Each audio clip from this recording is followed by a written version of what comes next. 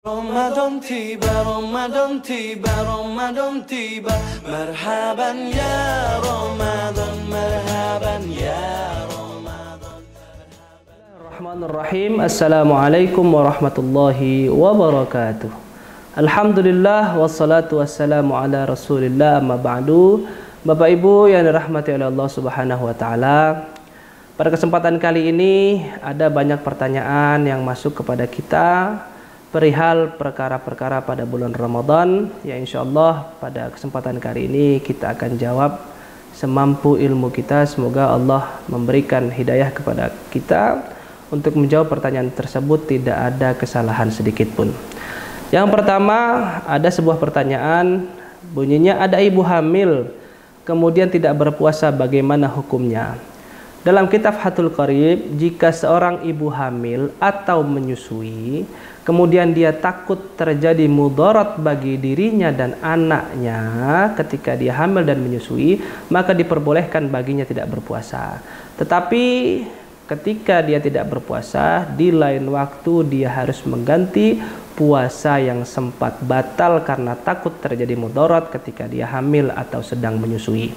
Yang kedua, jika seorang ibu yang hamil atau menyusui, dia takut terjadi mudarat terhadap anaknya, dia tidak takut terjadi mudarat terhadap dirinya jika dia berpuasa, tetap dia boleh berbuka, tetapi dia harus menggantinya di lain waktu dan ada tambahan fidyah. Fidyah itu kalau hitungan sekarang, jika dia batal satu hari, maka setiap harinya dia harus memberikan sedekah berupa beras kepada fakir miskin seberat 657 gram. Perharinya fidyahnya 657 gram.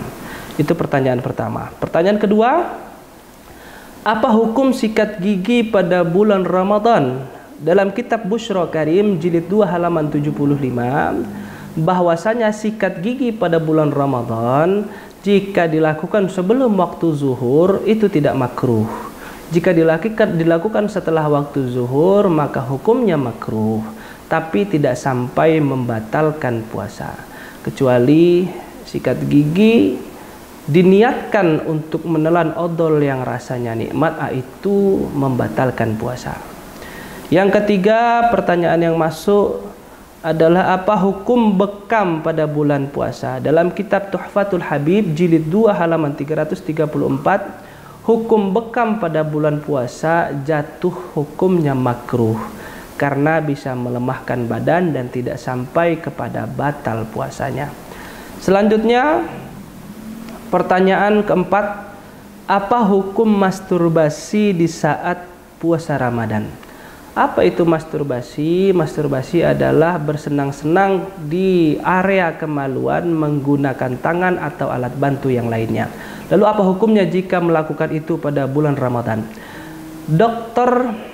Majdi Ashur dari Lembaga Fatwa Mesir, beliau mengatakan bahwasanya masturbasi bulan Ramadan atau bukan pada bulan Ramadan hukumnya haram. Dan jika seseorang melakukan masturbasi pada bulan Ramadan, maka rusaklah puasanya. Dia wajib menggantinya di waktu yang lain dan dia juga wajib bertaubat kepada Allah Subhanahu wa taala. Selanjutnya, pertanyaan kelima, apa amalan yang bisa dikerjakan bagi wanita haid pada bulan Ramadan?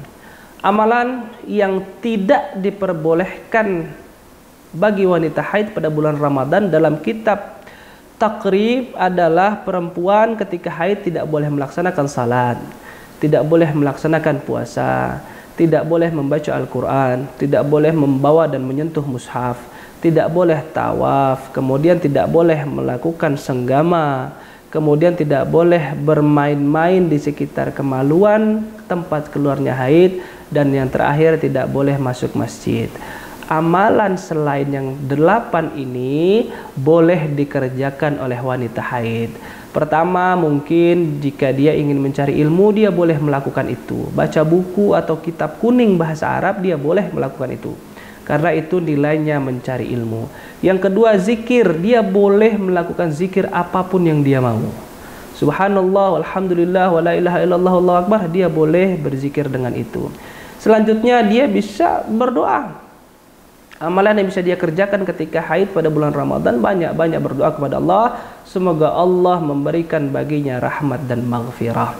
Terakhir, dia bisa melakukan amal lain yang pahalanya luar biasa, adalah amal berupa kegiatan sosial.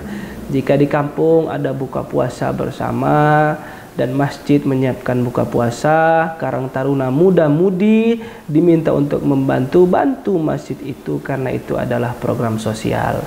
Wassallallahu ala khairi khalqihi Muhammadin wa ala alihi washabihi ajma'in. Semoga jawaban ini bisa membantu. Jika benar, datangnya dari Allah. Jika salah, datangnya dari kami yang maha fakir ini. Kurang lebihnya mohon maaf. Wassalamualaikum warahmatullahi wabarakatuh.